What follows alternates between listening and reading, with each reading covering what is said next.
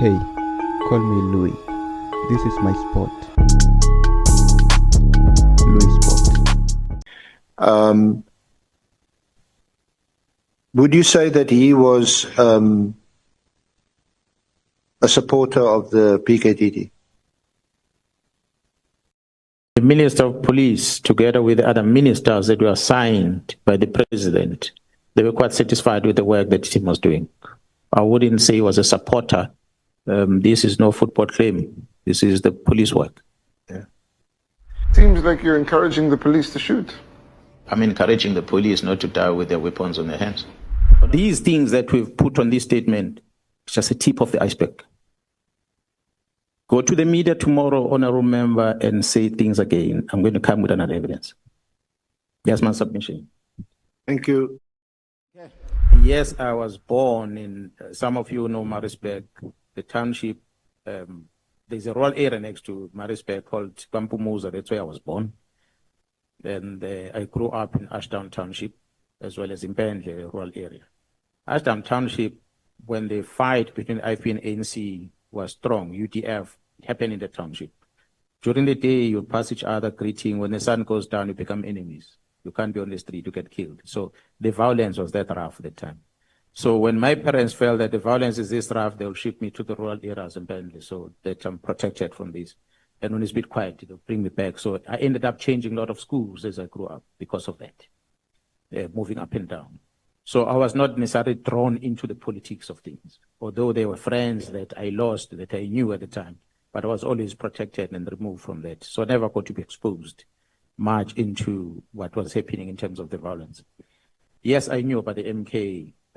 We study history at school and we learn about things and we see things. And then I happened to join the service, journey the dawn of democracy. When I joined, I went to the college on the 22nd of June, 1993.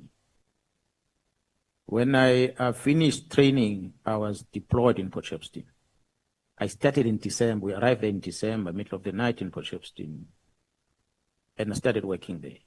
The Port Shepstone was dominated by, in the main, IFP, which honorable member spoke about earlier in relation to the homelands that were there in the past. So KwaZulu police had armed IFP members with a lot of guns, be it Nduna is given a gun, be it a protector of the Nduna, he has a gun, and many others. Honorable Ngango might maybe share more details about some of it.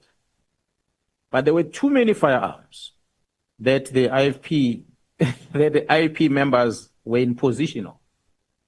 So here I am arriving here and I'm given a task to ensure that there is public order, there is safety.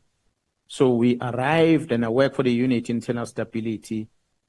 And when I get into this unit, I'm confronted, as I experienced when I arrived in Pretoria, in the same room we sleep with the Tsonga speakers, the Pedi speakers.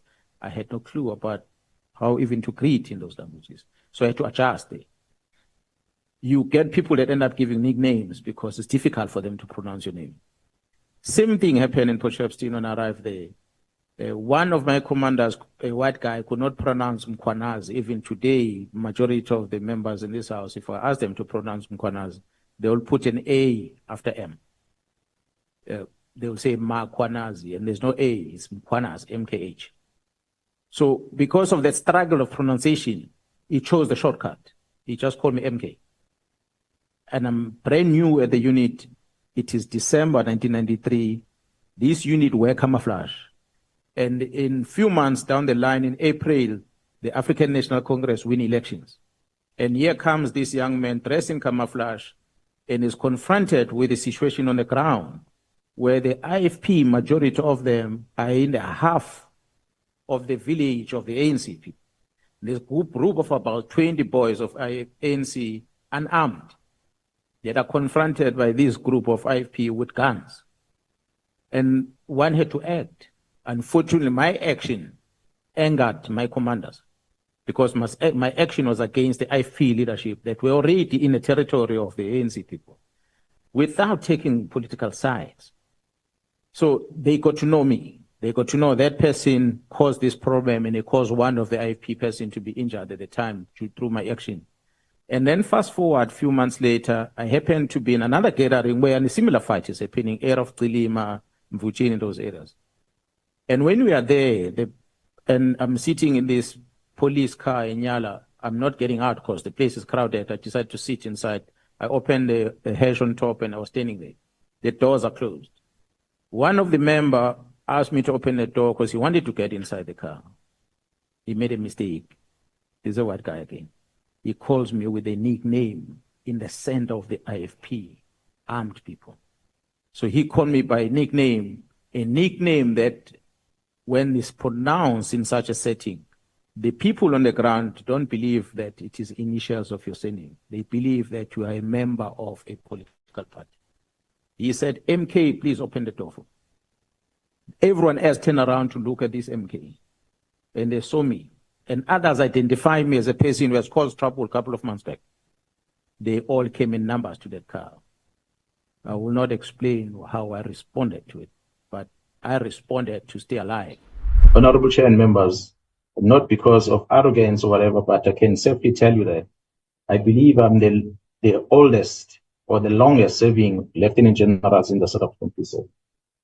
And I'm in the highest notch of this level that I'm in. I cannot get any promotion beyond what I have now. So if anyone will feel that I was going to pursue any post beyond this, they are mistaken. I know there are colleagues that are eager for the posts that are going to be vacant.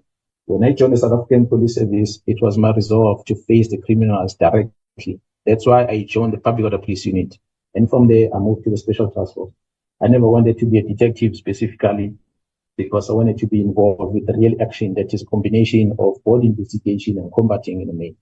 So it has never been my interest to become a detective. So those that decided again, the very same newspaper or very same journalist or media houses, they then go and put my face out there as if I'm the person that wants to become a DPCI head. I'll say in front of the public and to the colleagues that are within the South African Police Service who are interested to apply for the post, that they must feel free that I will never submit my application for the post of DPCI. I remain here to see to it my contract is done, a contract that has got a year to go before it ends. And I'll do my job, and from there I'll go home and relax. One was almost hijacked off work, with a gun pointed at me. So instant take over, the training comes to the fore. So you were in service and you were I was not at work. Mm. I was not at work, I was just traveling a lot. How did that end for the hijackers? I guess Mkhwanazi Coldest, but that's what I can say in Zulu. I don't know the person called Mkhwanazi. I've never seen her, I've never met her. But for whatever reason, out of over 68 million people in this country, there are only certain individuals that get so much mileage in the public space that whatever they say, the whole country knows about it. And whatever they suggest, majority of the people in the country tend to believe it. I want to challenge and I want to request this committee to invite Mkhwanazi, not visually. If she's in a wheelchair, we'll bring her here. But she must come here and sit in this chair and repeat that which she wrote. And then allow the honorable members to ask her questions. I did not start at the University of KwaZulu Natal, but I learned that she's an academician. And I'm disappointed. If I was a student of Mkhwanazi, if she was a lecturer, and she would have made me pass a certain qualification, I would begin asking myself whether is that qualification credible. Because you cannot be a researcher and you have someone sending you something and you believe it to be the fact and you go and communicate it out there as a researcher, if that's what she is.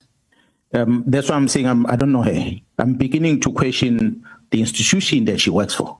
If she's indeed, because I heard that she's at the University of KwaZulu Natal, the province I come from, which is a bit disturbing for me. Because, honorable chair members, with respect, I think Mkhwanazi is a desktop researcher, if any. That's all she does. The criminals, they are not watching the show. They're not. They don't. I must be honest with you. The criminals, they don't care what we're talking about here. In actual fact, they're planning a crime as we speak. The rapists and all, they don't care about it. When they switch on the TV, it's because they want to watch Netflix. If they want to switch on the radio, it's because they want to listen to a hip-hop music. They don't watch news, they don't listen to news. You can speak and make as much noise as you want. They just don't care. I don't want to debate much what she's saying. I don't want to argue in terms of the letter that she wrote. But if the Minister of Police, Mr. Senzo Mchunu, took the decision to write the letter of the 31st of December 2024, establishing the political killing task team, being informed by Mr. Meritiha's complaint, then I'm going to challenge that perhaps the minister, with respect, might need to go and relearn how to manage. Because as a manager, you don't do that. The WhatsApp are disappearing, they cannot be retrieved.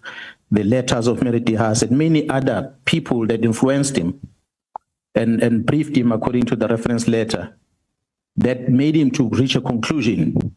You are briefed by anyone else other than the executive of this institution. And then you take a position, you believe this is the right position. So I'll advise the minister to perhaps go and get some training somewhere about management. Yeah, of course. Every day we're trying to build a new Africa, piece by piece.